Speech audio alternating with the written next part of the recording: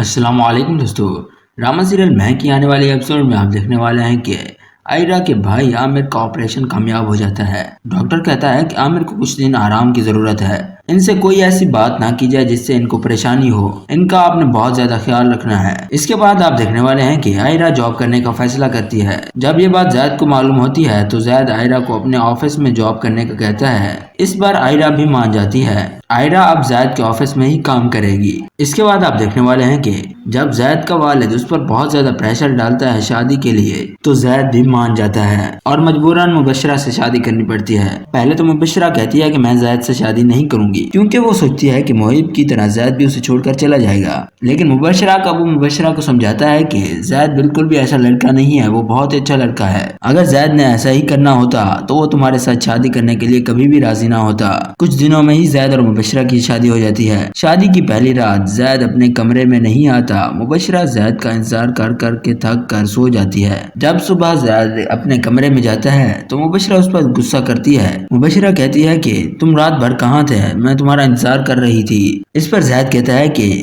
تم میرے ساتھ ایسے بات نہیں کر سکتی، میں محب نہیں ہوں کہ تمہاری ہر بات برداشت کر لوں گا۔ محب نے بھی تمہیں اسی رویے کی وجہ سے چھوڑا تھا۔ زید مبشرہ سے کہتا ہے کہ اگر تمہیں اس گھر میں رہنا ہے تو اپنے طور طریقے ٹھیک کرو، تمہیں میری ہر بات ماننی پڑے گی۔ اس کے بعد زید وہاں سے چلا جاتا ہے۔ اس کے بعد آپ دیکھنے والے ہیں کہ زید آئرہ سے ملنے کے لیے جاتا ہے۔ آئرہ بہت زیادہ غصے میں ہوتی ہے۔ زید آئرہ سے کہتا ہے کہ مبشرہ سے شادی کرنا میری مجبوری تھی۔ اس پر آئرہ کہتی ہے کہ ایسی بھی کیا مجبوری تھی کہ تم نے مجھے چھوڑ کر مبشرہ سے شادی کر لی۔ تو زید آئرہ کو جواب دیتا ہے کہ مبشرہ میرے ابو کی دوست کی بیٹی ہے، ابو نے میری شادی مبشرہ کے ساتھ زبردستی کی، آئرہ پلیز مجھے معاف کر دو۔ ڈرامہ سیریل میں کی آنے والی ایپیسوڈ میں آپ دیکھنے والے ہیں کہ مبشرہ دوبارہ سے مجیب کے گھر جاتی ہے اور چیخ چیخ کر مجیب کو بلاتی ہے۔ مجیب کہتا ہے کہ تمہارا مسئلہ کیا ہے، تم میرا پیچھا چھوڑ کیوں نہیں دیتی، مجھے سکون سے زندگی گزارنے دو۔